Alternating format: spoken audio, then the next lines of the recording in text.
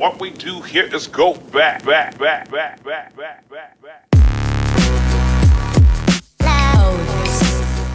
Hi, and welcome to Mr. Toyama's AP World History. This is Chapter 22, Transoceanic Encounters and Global Connections.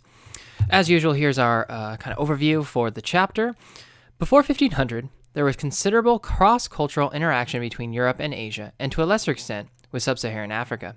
With the voyages of discovery in the 15th century, these contacts accelerated and become global in reach. Russian adventurers built an empire that stretched across Eurasia and began to explore in the Pacific Ocean basin. Meanwhile, the Chinese and the Ottomans ventured into and explored the Indian Ocean basin. The impact of the European contact on previously isolated societies of the Americas and the Pacific Islands was profound and devastating.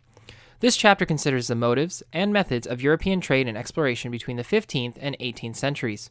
Some common themes of this era include the following. Mixed motives. European explorers acted from a complex mix of greed, daring, and missionary zeal. Christian princes such as Prince Henry of Portugal and Ferdinand and Isabel of Spain underwrote voyages to expand Christianity. Equally compelling were the profits to be made in the spice trade, especially if Arab intermediaries could be eliminated. New technologies used in navigation. From Arab traders, the Portuguese borrowed the astrolabe and the cross-staff and used these tools to determine their north-south position. Other new technologies included the magnetic compass, more flexible combination of sails, improved shipbuilding, cannons, and more accurate navigational charts. Adventure. Curiosity and a sense of adventure also drew Europeans out into the world. Between 1500 and 1800, European mariners charted across the ocean, seas, and coasts of the entire globe. Important geographic questions were resolved: the circumference of the Earth, the quest for a northwest passage across North America, and the patterns of winds and currents. And finally, the Columbian Exchange. Contact with European diseases was a demographic catastrophe for the populations of the Americas and the Pacific Islands, who usually suffered 80% to 90% mortality within the first generation. The cross-cultural exchange was more beneficial for Europeans who gained significant new food crops. All right, so to start off our lecture, I kind of want to give you guys a little bit of a setup here, and what I wanted to do was talk about a recommendation for your notes. For this chapter, it's very heavy on people and what those people specifically did. So if you want to pull out a separate sheet of paper to take alongside of your notes, I would recommend drawing a little chart having these 5 different little columns, and I would make enough room so you have 10 people and 2 organizations that you need to kind of cover. In the first column, I put the name of the explorer or the organization, the accomplishments or discoveries, or what were they actually doing while they were circumnavigating the globe, or were they going to the New World, or were they looking for certain goods. I would also talk about the years active, or make sure to make a note of those years active, or when they were doing their most work. And then the country of origin, where did these people or organizations come from? And finally, there's some other notes I would leave just in case there's some other information you need to write down. First up, we have Portuguese exploration. The Portuguese were the first to be major movers and shakers in the world of exploration, mainly because of one reason. They're technically landlocked with the rest of Europe. If you think about where Portugal is on the Iberian Peninsula, it has no way to really access Europe except for through Spain. And at this time, Spain had set up different tariffs, different traveling restrictions on the Portuguese trade. And if you're Portugal, you're going to lose a lot of money through this kind of tariff system and through this trade network that's running through Spain. So the Portuguese are going to look around to try and find a way to get on boats and circumnavigate or circumvent the Spanish influence over their country as a whole in their interaction with Europe. Additionally, Portugal is very close by being on the Iberian Peninsula to northern Africa, a place that was already at this point known for its certain types of goods. A lot of gold had been found in Africa, diamonds as well, and precious gems. But mostly the Portuguese originally were using it for fishing. Portuguese cuisine has a lot of fish in it, and as a result, the Portuguese were looking for new food sources to feed their growing population. Additionally, they had a sense of land hunger. This is the start of what we would know as like colonization or colonialism. The Portuguese are looking to expand their empire or their hold over the world because Portugal is pretty much stuck in its predetermined borders because of its bordering with Spain. Spain had already established its size and its shape, and the same with Portugal. And so for the Portuguese, there wasn't really any area of that peninsula that they were sitting on that they could actually claim for their own, so they had to look elsewhere outside of their area. If you think about how this might be weird, just imagine the United States. In the United States, we have the contiguous 48 states of the United States, and then we have two kind of random states. We have Alaska and Hawaii. For us, it doesn't seem very weird that we have 50 states. Alaska and Hawaii are part of that state, and we would consider ourselves one country, even though it's like a 3-4 hour plane flight to Hawaii and a pretty long plane flight to Alaska. So this land hunger drove the Portuguese to go out and look for more land, and in addition to that land, they're getting more goods as a result of this. They discovered the Azores and the Madeiras Islands in the Atlantic Ocean. They pretty much determined that that's now their claim.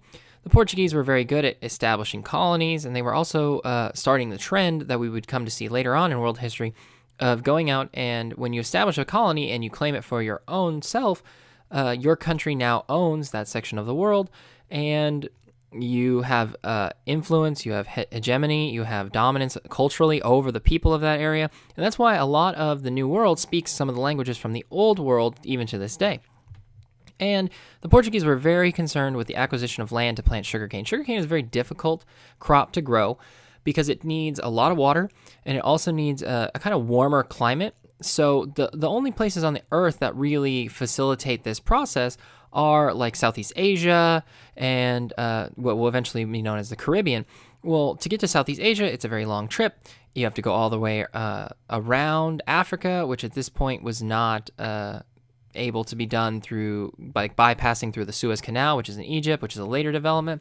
So we have the Portuguese looking for sugarcane, which is a very profitable crop because, you know, who doesn't like sugar?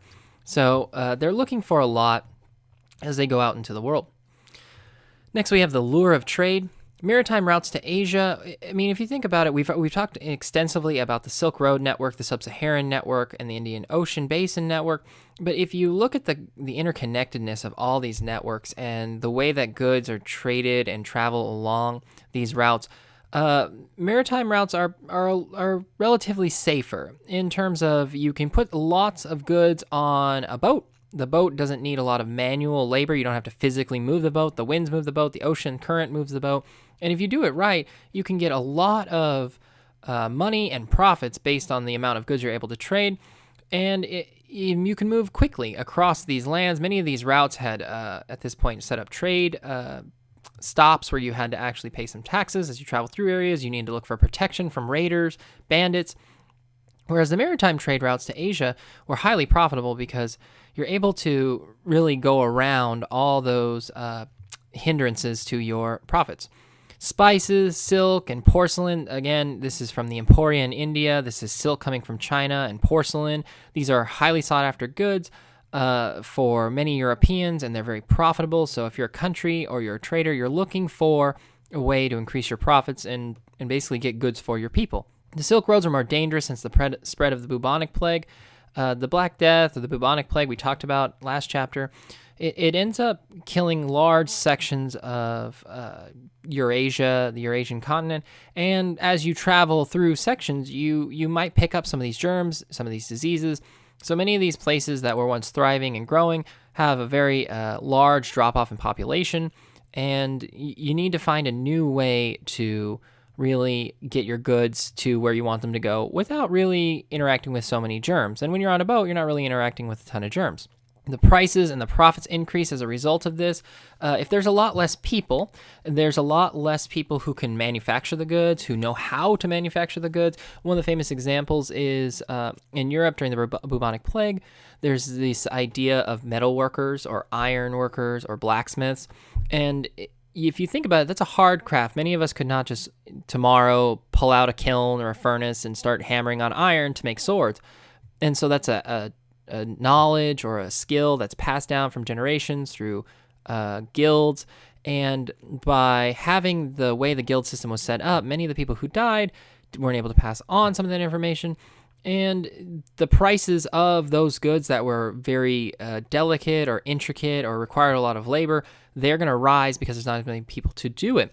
And as a result, when there's a scarcity of goods, this is an economic principle, the profits are going to increase as a result.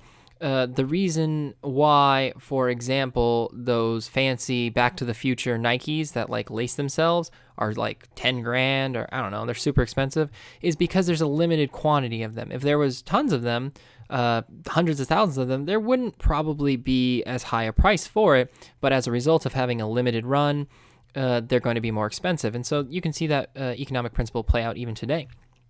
Indian pepper, Chinese ginger, increasingly essential to the diet of wealthy Europeans.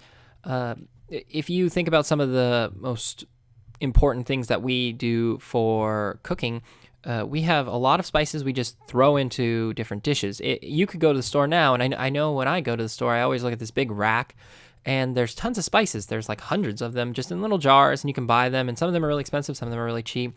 And we live here in Cerritos, right next to a very famous section of Artesia that is like Little India, or it's like the Indian Quarter. And there are whole grocery stores and whole stores dedicated just to spices that come from the Indian subcontinent.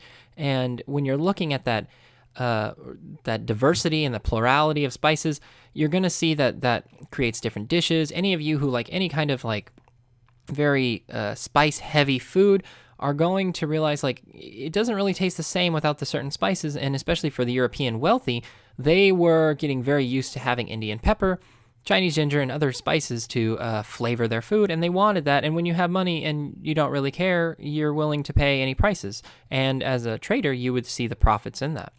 African gold, ivory, and slaves are a huge part of this lure of trade. African gold, obviously, gold as a commodity for trade. Ivory becoming a very big staple in goods that are longer term. Ivory is a very sturdy material. We have ivory that's hundreds of years old because it's basically just very large chunks of bone. It's not going to fall apart very quickly, and it's a way to show off your wealth. And finally, slaves. The Europeans were looking to get slaves to work in not just their individual homes, as was the case in Britain all the way up until early 19th century, 18th century. We're going to look at it, and the slaves are going to be used for working on these plantations and these haciendas so that the goods can be created. The Portuguese especially, the Spanish especially, are going to try this slavery process with the natives, and it's not going to really work, so they're going to look to Africa, who had already interacted with European diseases and were less likely to succumb to things like the bubonic plague and smallpox, which we'll look at a little later. There was also missionary efforts. Franciscan, Dominican missionaries are sent to India, Central Asia, and China. If we go back to the foundations of Christianity, one of the last things that Jesus tells his disciples are that I will go and prepare a place for you, but what I want you to do is go out and spread the gospel, tell people about my message from Judea, Jerusalem, to the very ends of the earth. And so many Christians took this as a charge from Jesus to go out and spread the good news of his message, or the gospel. And many Christians to this day still believe this process.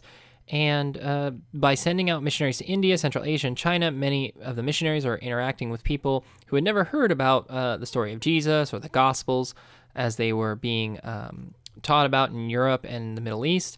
And this is going to drive a lot of them, and especially the monarchs and regents who believe that they are helping the Christian church by spreading the gospel.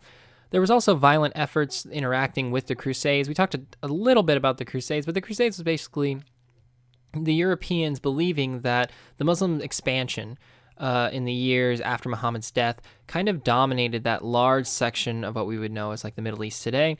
And they believed that they needed to kind of go out and try and reconvert or get back some of those people that lived in the Holy Land.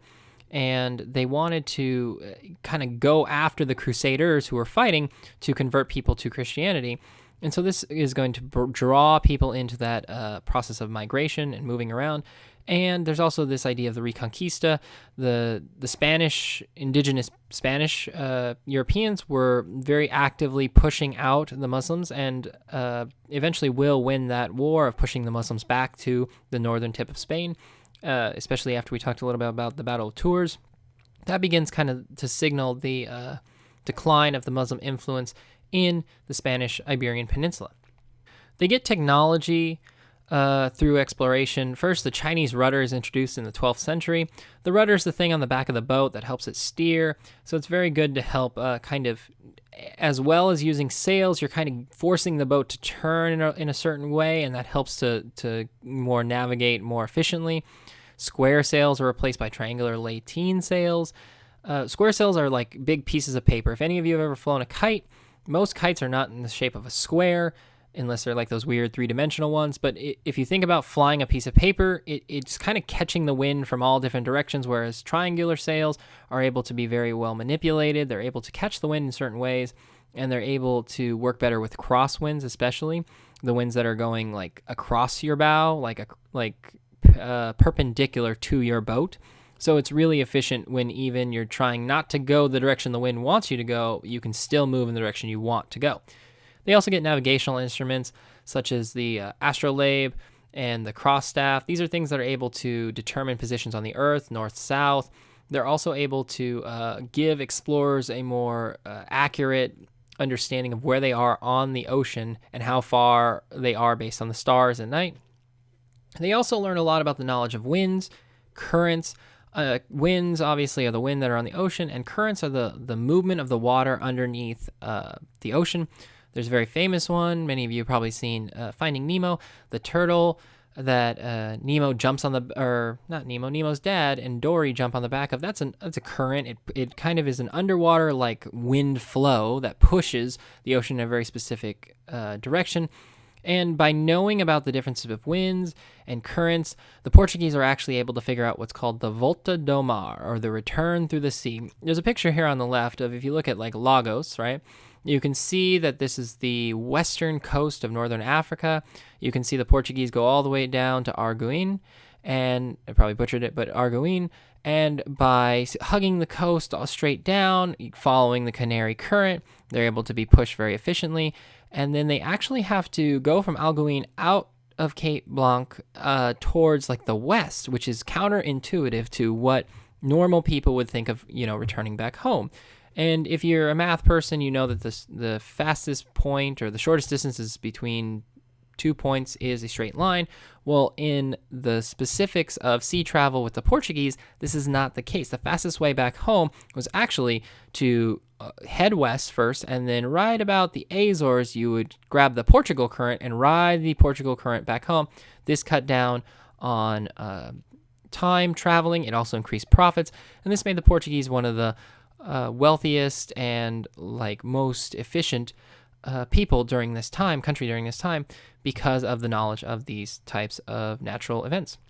If you look here, we have a map of the wind and current patterns in the world's ocean.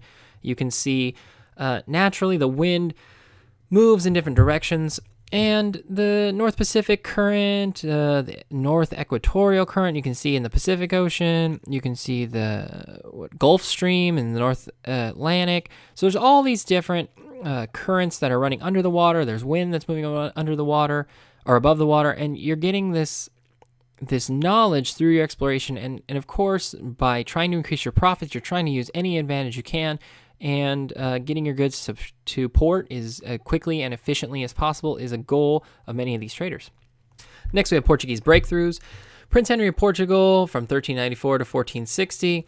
He is a famous explorer, promoted the exploration of West African coast, and established fortified trading posts. One of the things the Portuguese need to do is not just have their boats show up on a shore and just assume that the natives want to trade with them. They build these trading posts so that the natives of Africa on the western coast can actually bring their goods to one spot. The Portuguese can bring some of their goods from Europe, and they can do trade. And it can make this process efficient, and is fortifying it with stone and building basically big forts. They're able to create a network and a system that's really in the benefit of the Portuguese. We then get in 1488, Bartolomeu Dias. He rounds the Cape of Good Hope, which is in the south of Africa, and enters the Indian Ocean basin. It's a really big deal because he's figured out the currents, he's figured out the winds. He's able to do this very efficiently, and getting into the Indian Ocean basin, now he's found a new route outside of the Silk Roads that he's able to really get goods and other things through and back from the Indian Ocean basin. Storms and restless crew force his return, though. Basically, it's very difficult to travel that long on open ocean. Storms are unpredictable, especially back during this time. And his restless crew traveling that far took many, many, many months. And when you're used to going basically a month or two and coming back on the Western African leg of the journey for the Portuguese, you're going to get kind of frustrated that your captain keeps saying, let's go farther and farther and farther. And so his crew forces him to return. We then get Vasco da Gama, who reaches India by this route in 1497. And by 1500, there is a trading post at Calcutta in India. So the Portuguese are really the first movers and shakers. They're very influential at this point. They have 3 different explorers here that have created a vast network that goes around Spain. It gets their goods back to them, and it makes life for the Portuguese a lot better because they're able to increase their profits and basically just creates a network that they get to control and own outside of other European powers. All right, so next up we have Christopher Columbus, 1451 to 1506.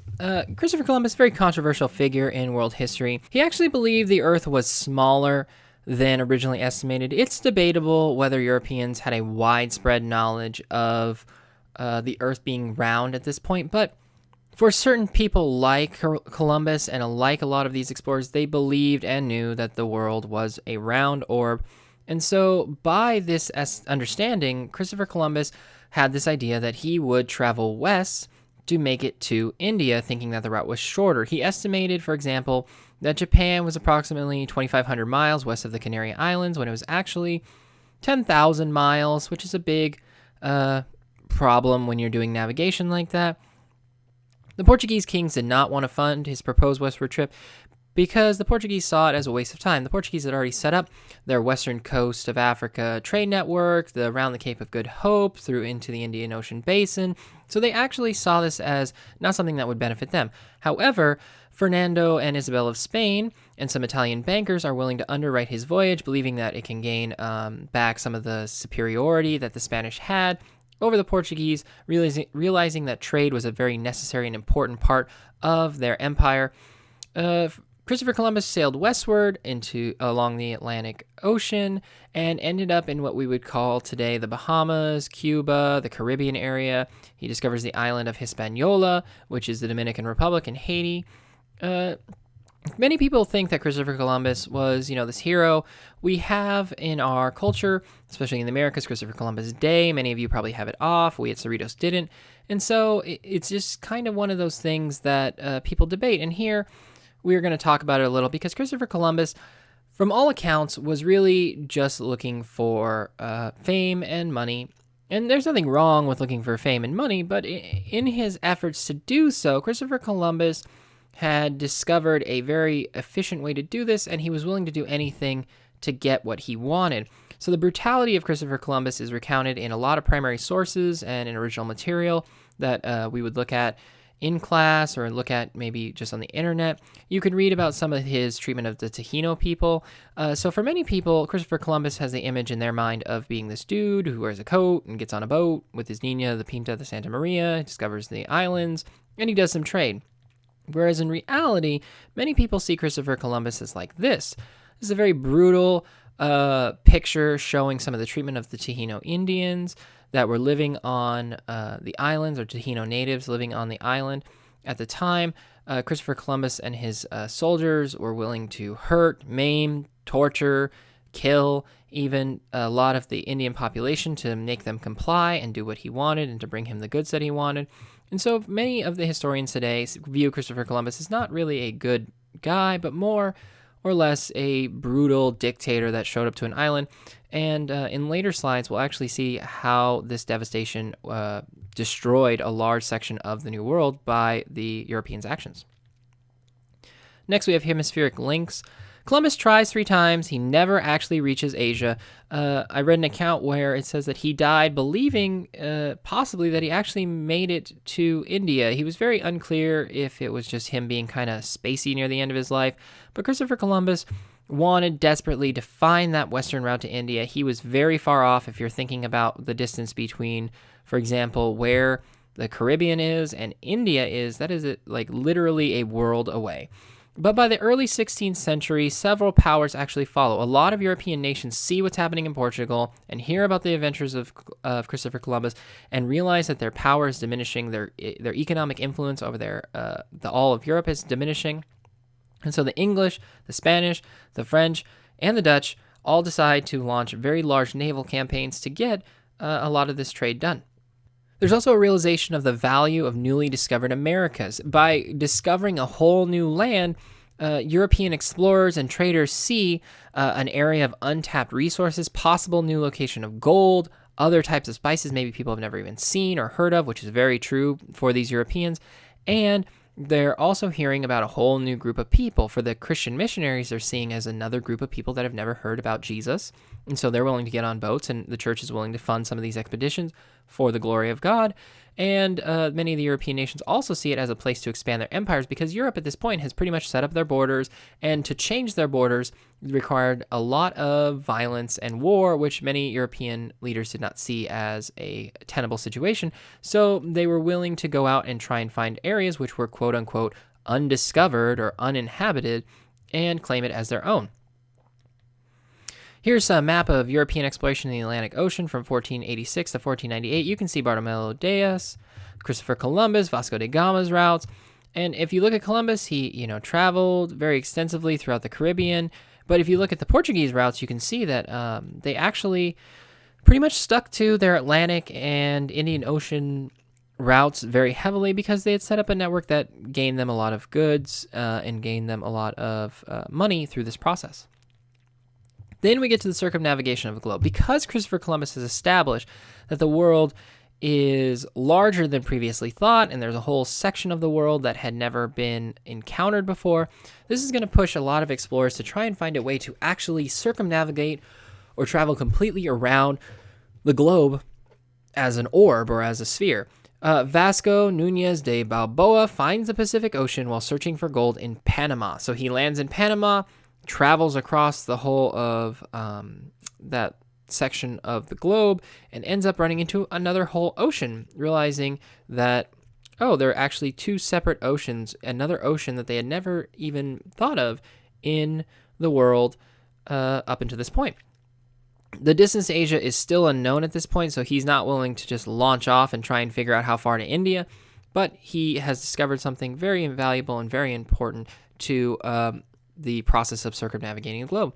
Then we get Ferdinand Magellan, who is seen here on the left, not supported by the Portuguese, but sails in service of Spain. He sails through the Strait of Magellan, named after him, at the southern tip of South America, and his crew assailed by scurvy. Only 18 of 250 sailors returned to Spain from the journey. He was killed in local political dispute in the Philippines, but Magellan is seen as the first person, him and his crew, as being the first people to ever make it completely around the globe, even though he died in the Philippines. Next, we get exploration of the Pacific. The Spanish build Philippines-Mexico trade route. The connection between the Philippines and Mexico becomes a very large part of the Spanish Empire later on, and you can see it even today that the Philippines and Mexico still speak Spanish as a part of the long-term legacy of the colonization through that process. The English and Russians look for Northwest Passage to Asia. Most of the route is clogged by ice in the Antarctic Circle, so they're not really able to find a way to travel north to get to where they want to go, because their boats at this time are made of wood, and the freezing temperatures for their sailors are having a very difficult time making it through where they want to go. Norwegian Ronald Amundsen completes the route only in the 20th century, so we're going to keep him outside of our original chart, but he is one of the first people to actually complete the route in the 20th century with better technology, better sailing technology, better boats. Sir Francis Drake of England explores west coast of North America. He's kind of one of those people that is able to basically chart what we would know as like today California, Washington, Oregon area, and a little bit of northwest Canada. Vitus Bering from Russia sails through the Bering Strait, very important location for oceanic travel. And James Cook of England explores the southern Pacific. South Pacific area is like Samoa, the Hawaiian Islands, a lot of those little islands that you would think of in terms of being like tropical. Here's the European exploration, Cook's Voyages in the Pacific Ocean from 1519 to 1780, and Magellan's Voyages. If you look at this map, it's very, very squiggly, I think is the best word to use. Many of these people did not have a established understanding of the currents, of the winds, and so if you try and figure out what they're looking for, you're going to kind of have a very hard time finding what you want.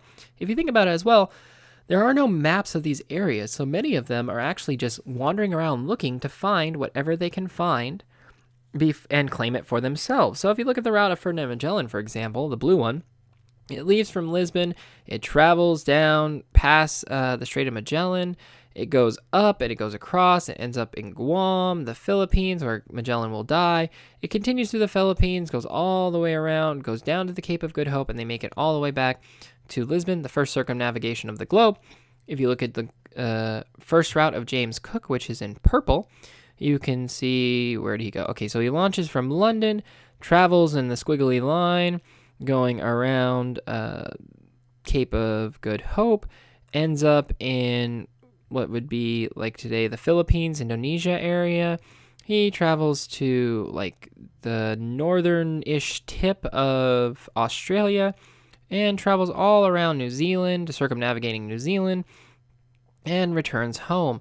So this is a very important change in our understanding of the world because it's the first time that the humans have almost fully mapped out the distance of their Earth. And by doing so, they've kind of shown the limits of what there is to have or to be held by people.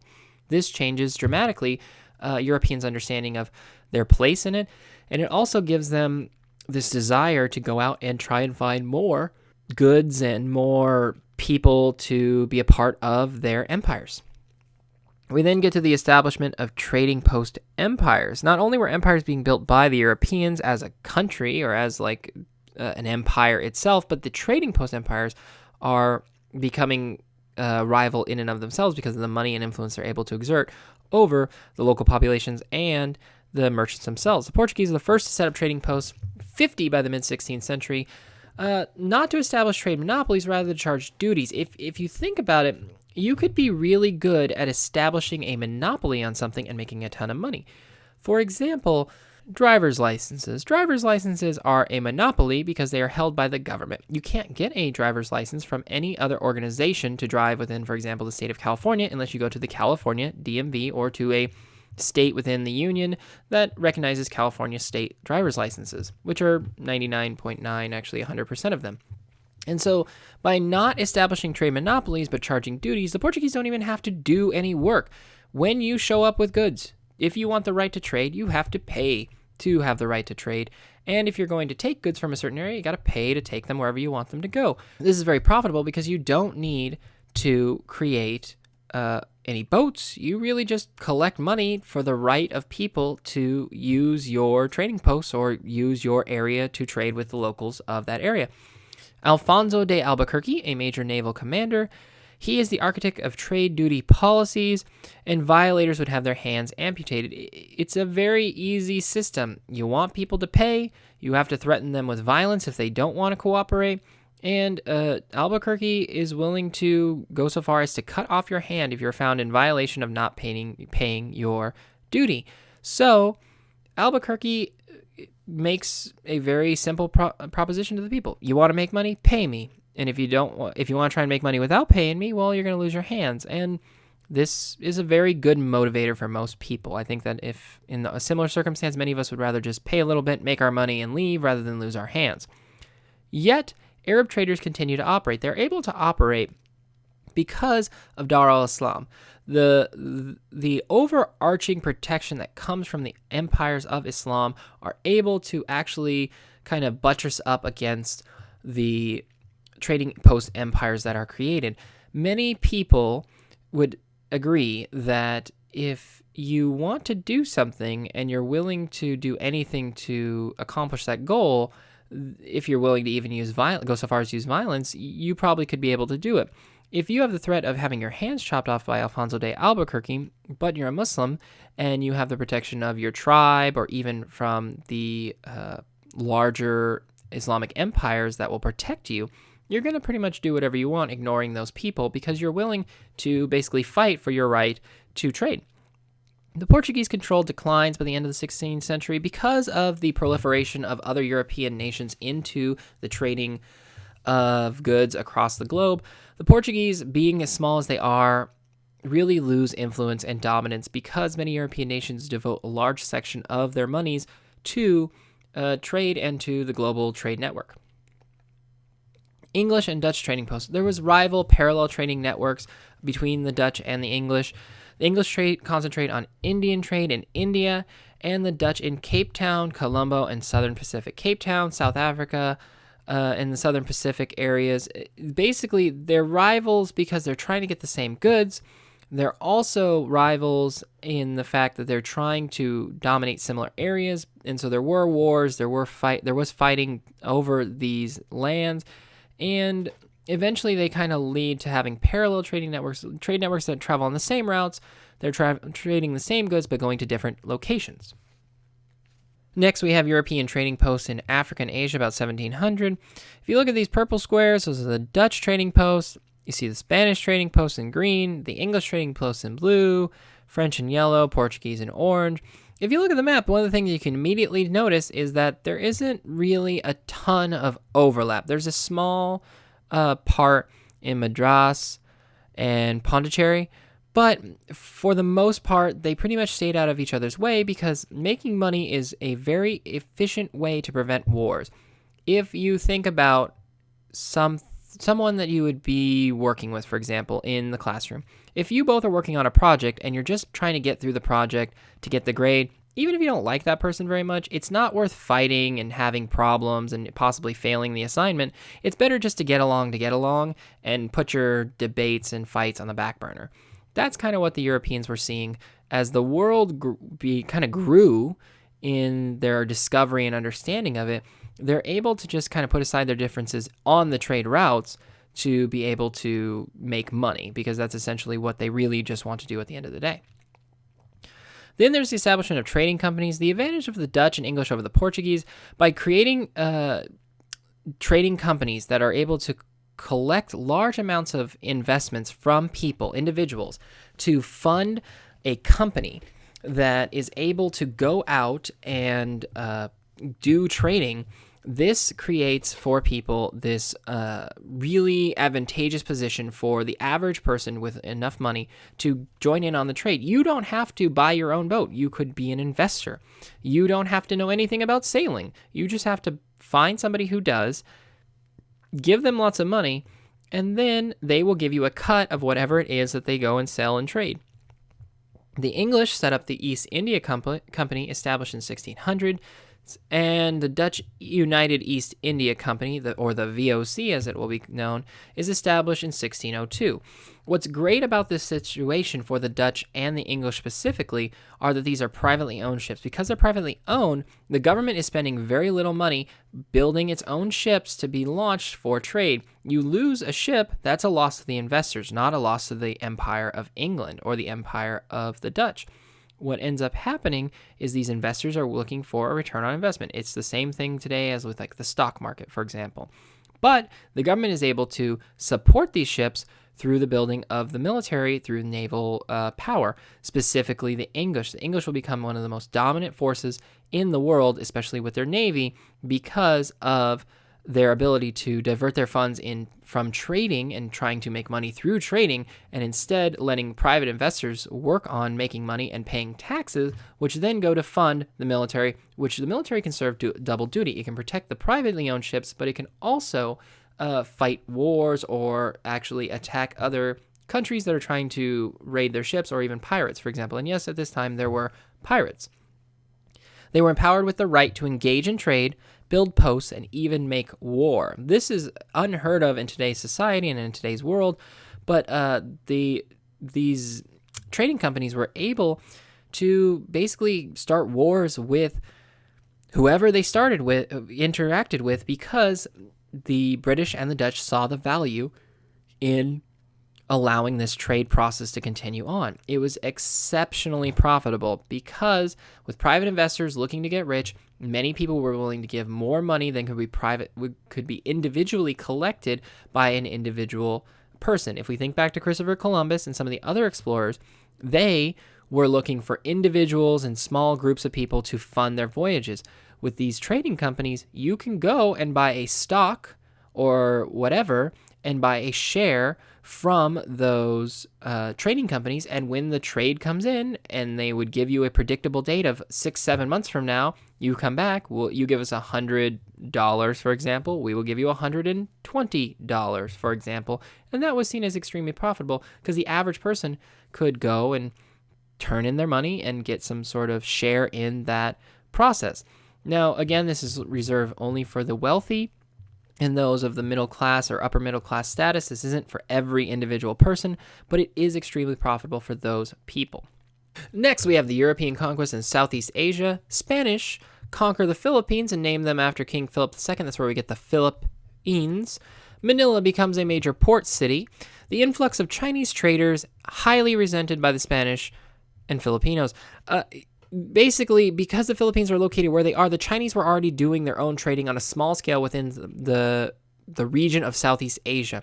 When the Spanish show up, these Chinese traders and the locals are actually fighting, not in physical combat, but they're very angry with one another for their trying to take away their market share or their money. Because if you have a rival company trading, you're going to have to lower your prices to compete. And this is going to lower their profits. Frequent massacres throughout the 17th up to 19th century. Like I said before, they weren't really physically fighting all the time, but when they did break out, there were massacres of one group or another. From the 17th to the 19th century, people were willing to shoot each other, kill each other, all over the name of money. There was also significant missionary activity. To this day, there is a large Catholic population in the Philippines because of the Spanish missionaries that were willing to come over with Catholicism to Southeast Asia and specifically the Philippines. The Dutch concentrate on the spice trade in Indonesia. They established the city of Batavia, which is here on the left, which is modern-day Jakarta. It's a trading post in Java. There's less missionary activity there. If there's one thing I want you to take away from this is that the Dutch were very, very, very concerned with making money. The Dutch are some of the few traders from Europe that are allowed to trade with Japan. Japan had isolated itself, and we'll talk about this a little later, for many centuries because they believed that they had no need of any other cultures and no need of any other cultures' goods. And the Dutch were given the permission by Japan to actually trade with them because they were willing to do pretty much anything to make money. And so since the Dutch are not willing to bring in missionaries, they're not wanting to bring in missionaries, and they're not wanting to really change and influence the culture. They just want to make money. Many of the cultures that are willing to dip their toe in the water of trade are willing to allow the Dutch in. Next, we get Russian expansion in Asia. Russians take over the Mongol Khanates in the 16th century, so bye-bye Mongols. Astrakhan becomes a major trading city. It's still a very large, beautiful city to this day. The Caucasus are absorbed in the 18th century into the Russian Empire. Siberian expansions in the 16th to 17th century. We're going to talk about Siberia in a couple minutes.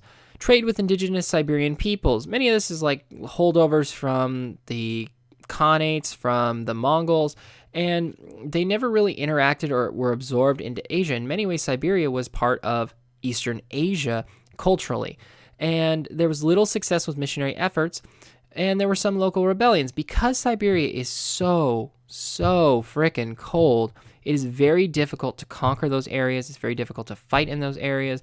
And it's also very far away. Russia has a land size that is very, very large. And by this point, if you're talking about the whole of Russia, from Moscow all the way to the edge of Siberia, Russia pretty much covers more than half the globe in length. So the ability to control an empire that large from Russia, from as far away in the west as Moscow, is going to create a very difficult situation for the Russians, but they're going to try and do it, and there are some local rebellions that do pop up. The Russians occupy Siberia. Criminals originally and prisoners of war are originally exiled to Siberia because it's just kind of like send them very far away to a terrible place. The disgruntled peasants, they migrate east as well. If you were frustrated with the system of feudalism that was set up in Russia at the time, you could move east to where the land was basically free from the lords that were running it, and you wouldn't have to pay any taxes or fidelity to the lords. Trading posts develop along a specific route into Siberia, and the Russian population expands dramatically. In 1763, 420,000 Russians are in Siberia and outnumber the indigenous people 2-1. This is going to lead to large-scale conflicts. In the picture here, we have Russians showing up with their guns, fighting against pretty much the indigenous peoples. If you look in the picture, it's very clear that the technology of the gun is pretty much going to dominate in Siberia. You don't need to be very close to use a gun. You can be actually very far away, and it's actually advantageous to be farther away from your enemy with a gun than it is with them with their swords. This is going to cause huge problems as the Russians are able to pretty much sweep away a large number of the indigenous peoples. Here's a Russian conflict village in Siberia. Conflict villages are seen as places of conflict, but also kind of like a very far-flung, not really well-developed area of Russia. Siberia to this day isn't really a well-developed area. It is not a place seen as a desirable location, and many of the later Russian communist regimes will use Siberia for prisons and gulags where people are just kind of left and forgotten to die. Then we get to the 7 Years' War. It's 1756 to 1763. There are commercial rivalries between the empires at sea. We talked about how their main goal was desire to make money. Now, this commercial rivalry of making money does end up in shots being fired, and the 7 Years' War is an extension of what is known as the French and Indian War in the Americas, especially in Northeast America, where the colonists have landed, like where the American Revolution is taking place. George Washington was actually part of the French and Indian War. The 7 Years' War is pretty much about how do the Europeans split up the rest of the world. They had a very specific vision of the world, many Europeans, that God, as a result of Christianity and blessing them with the awesomeness that is Europe, many of the Europeans believed that God had given the world to them, and it was their right and also their duty to actually go out and conquer those lands or claim those lands for themselves and to spread across the earth. It didn't matter who was there. It didn't matter what was there. It didn't matter what environmental damage was going to be taking place. They just believed they needed to spread out and take over. And so the only real conflict that was left with this ideology was who should have what. And so there's a 7 Years' War that's fought as this process happens. This is considered one of the first global wars. Global conflict erupts multiple theaters in Europe, India, the Caribbean, and North America. North America, like I said, emerges with the French and Indian War in 1754 and 1763. The British emerge victorious and establish primacy in India and Canada. To this day, Canada still holds a legacy of being a British colony, and India still has a large population that speaks English, and relations between India and Great Britain are still, tenuous at best, but they are very closely aligned because of this process, and Canada and Britain, very strong allies all the way since the inception of Canada. Here, I kind of want to take a moment because we're going to talk about a very specific and very strange thing that happened. It's more of an idea rather than a set of events. The Columbian Exchange was a very specific thing that happened, and I need you to kind of get familiar with it before we continue on. So I made the bit.ly here. It's http://bit.ly/cc-ce-Toyama. So it's John Green talking on Crash Course. He's going to explain a little bit about what the Columbian Exchange was. If you'd like to pause the video here, open up a new tab, watch that. It's about 10 minutes, 15 minutes. I forget exactly how long, but it's a pretty quick listen. And so go ahead and take a moment, watch that, and then come back and rejoin me when you're done with that. Cool. So now that you've heard a little bit from John Green, the Columbian Exchange, it was named for Christopher Columbus, not Columbia the country. It's basically the global diffusion of plants, crops, animals, human populations, and disease pathogens from the eastern hemisphere to the western hemisphere and vice versa. This is the first time in human history that a whole new group of things were traveling to Europe and to the Americas. For example, if you look at my little picture that I got here from our CP textbook, you can see things like tobacco, pumpkins, turkey, quinine, which is actually an anti-malarial medicine to prevent mosquitoes from giving you malaria, sweet potatoes, squash, pineapples, avocados, peppers, cocoa beans, which makes chocolate, cassava, peanuts, potato, tomatoes, corn, beans, and vanilla all come from North America. So Europeans up until this point had either never seen these before or had very, very, very, very limited interaction with any of these goods. While the Europeans brought over to the New World coffee beans, peaches and pears, olives, citrus fruits, bananas, the honeybee, sugarcane, onion, grains like wheat, rice, barley, oats, livestock like cattle, sheep, pigs, horses. Because I always like to stop here, then think, when we think about the Native Americans, what do we think of? Many times we think of them riding a horse with a bow and arrow or riding along the plains. That did not happen until after Christopher Columbus. The turnip, grapes, and then this is a big key thing that I want to focus on, disease. Specifically, smallpox, influenza, malaria, diphtheria, whooping cough, typhus, and measles. These diseases travel from Europe over to the New World or to North America because the Europeans and many people in the eastern hemisphere of the world actually had antibodies to many of the diseases that had happened. If you think back to the bubonic plague, at a certain point, there's a critical mass that happens, and all the people who are going to die from that disease die from that disease.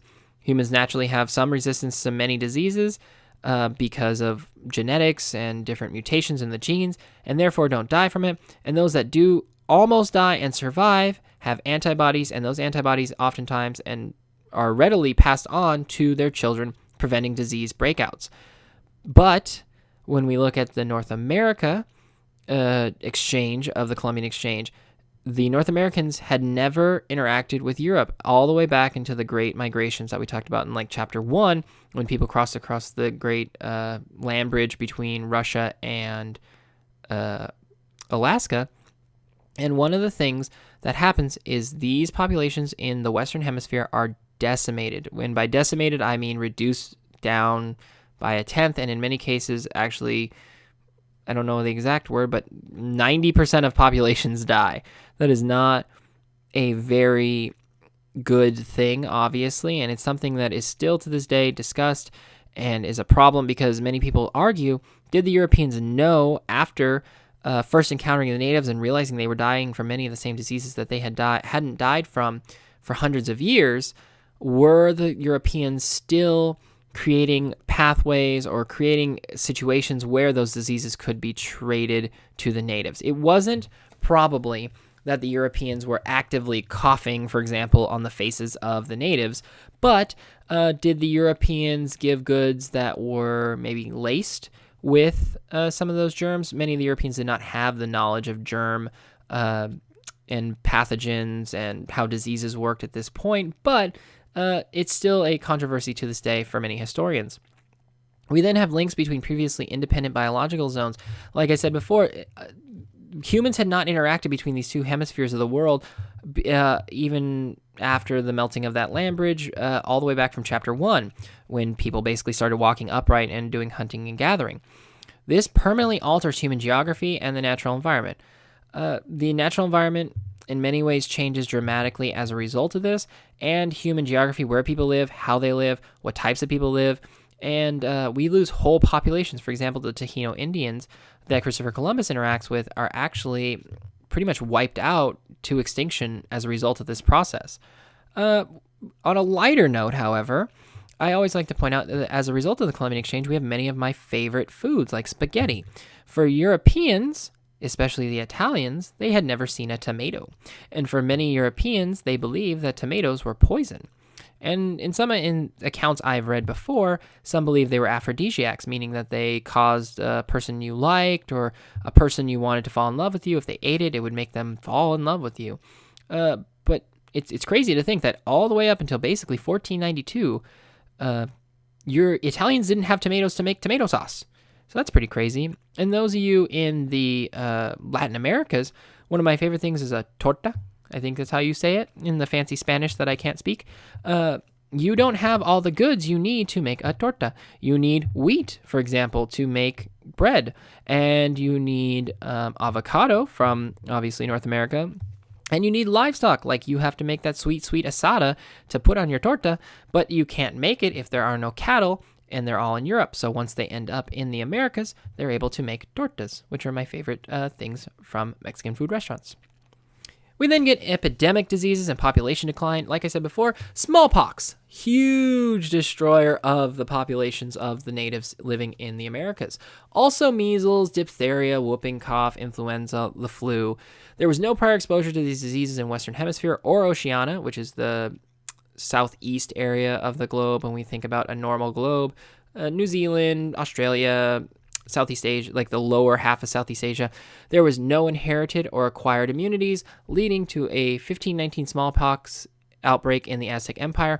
The population declines 90% within 100 years. From the Aztec Empire that we discussed, the very large, very influential, very powerful Aztec nation, 17 million people strong, drops to 1.3 million within only 100 years, all from epidemic diseases and also from the colonial powers shooting at them, specifically the Spanish with their swords and their guns. Next, we're going to look at some smallpox images. For those of you that are a little squeamish, I've learned that I probably should give some disclaimers on some of these pictures. They will kind of turn your stomach if you're not really prepared for them, so I'll let you know when you can look back at the screen, but go ahead and just listen along and take notes while I go over this. First up, we have signs and symptoms. When the pustules, which are little tiny bubbles on your skin, think like zits except for filled with blood, erupt, the skin does not break, but actually separates from its underlying layers. You know how your skin has 3 layers? First, second, third degree burns? The pain can be excruciating. Scabs begin to form 8 to 9 days later and eventually fall off, leaving deep pitted scars. All lesions in a given area progress at the same rate through these stages. People who don't recover usually die during the second week of illness. So here's our first picture. Super sad, super depressing, but also super gross. You can see that they're called smallpox or small pustules, or small pox are little tiny bubbles, basically. And you can see how they're pitted. You can see how they have basically scars underneath them. Eventually, these will rot and they will leave deep scars. And the people that do live are scarred for life. The people who don't live usually die within the second week, like I said before. Here's smallpox on the face of a child. It's very excruciating, very painful. Think about the worst pain within your skin possible. Many of the patients in these images are basically on their last bit of life. Some of them are probably even dead. I think this man is dead. It's dominated his entire body, and he's now just a giant mess because of this disease. All right, so we're done with pictures. Next, we have the food crops and animals. The Columbian Exchange also increases the overall food supply. I love, love, love when we get a chance to talk about food in world history, because we have already established that when calorie counts increase, population counts increase, and by increasing the overall food supply, that is the calorie count increasing. The introduction of European animals to the Americas, like horses, cattle, pigs, chickens, create a surplus of different types of food, a plurality of food, a diversity of food. There's an introduction of American foods to Europe and Asia and Africa. Maize, for example, or modern day corn did not look like it did on, like, for example, the Thanksgiving dinner you either have or going to have this year.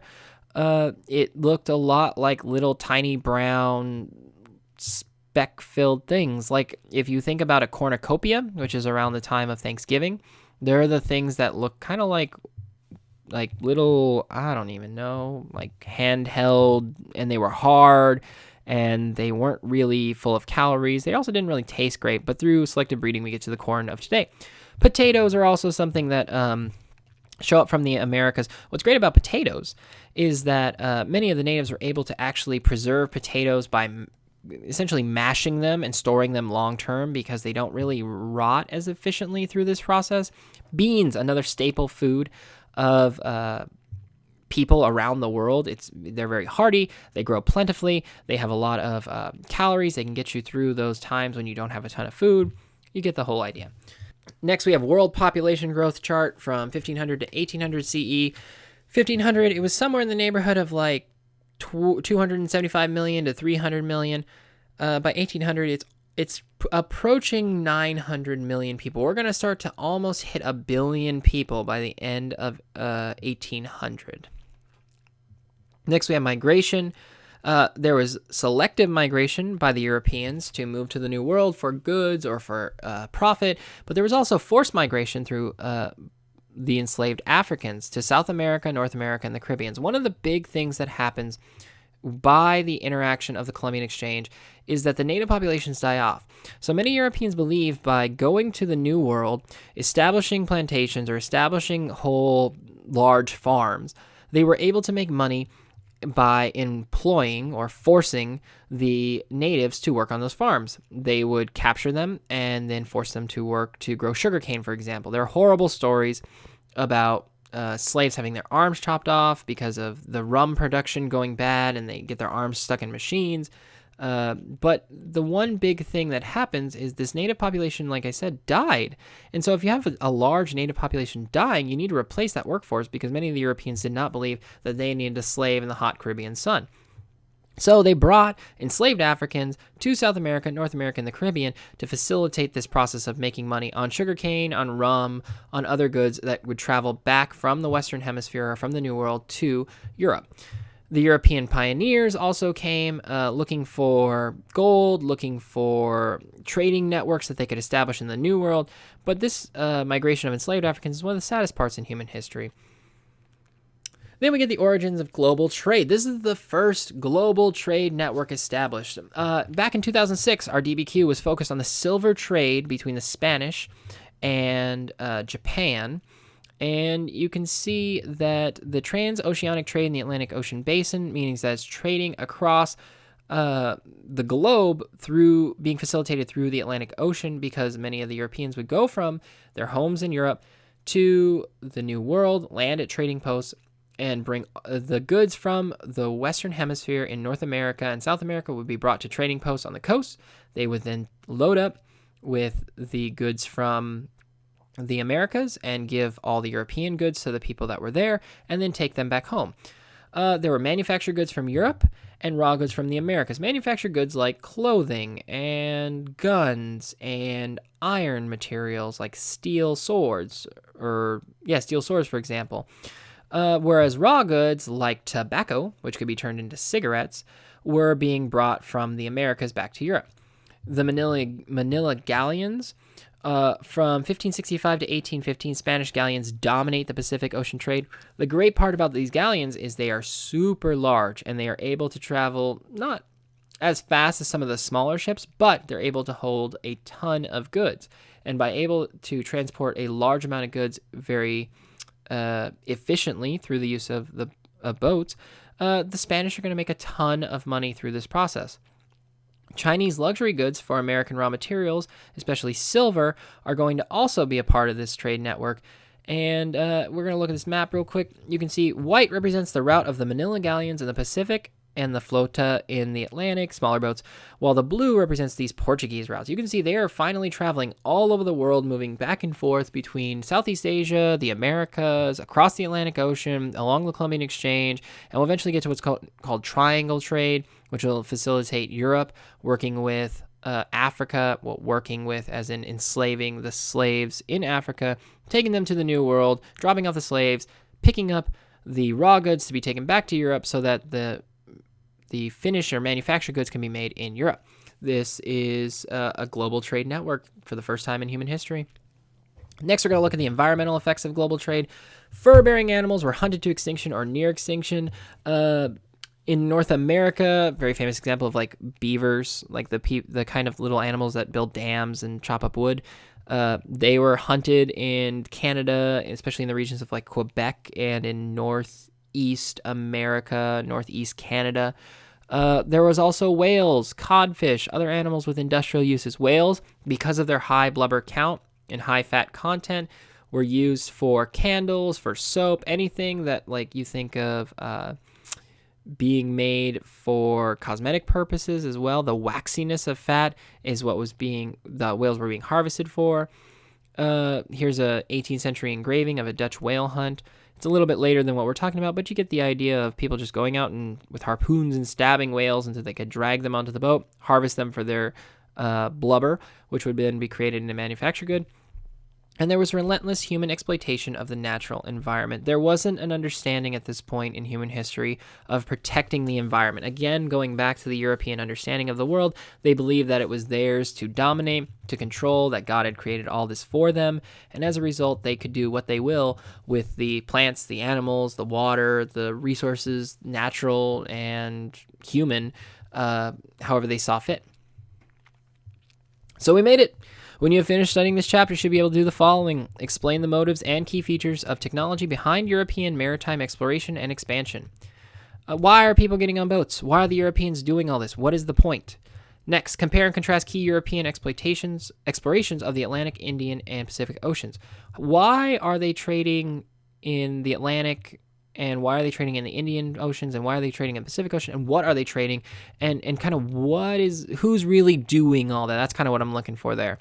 Next, explain the origins and features of trading post empires. Why is this separate and unique from, say, a country that is being run as an empire?